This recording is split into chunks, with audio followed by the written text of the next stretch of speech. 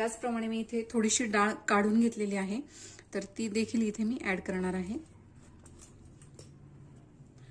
पाव वाटी मी इथे तांदळाचं पीठ घेतलेलं आहे. आपण हे पीठ बाइंडिंगसाठी वापरणार आहोत.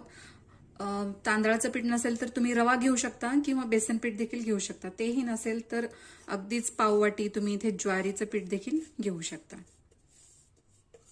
सो हे व्यवस्थित आपल्याला मिक्स करून घ्यायचं आहे.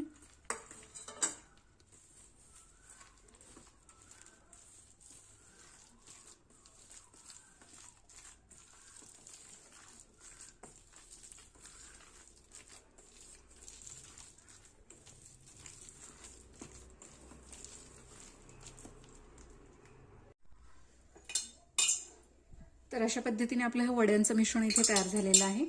तर वडे आपण इथं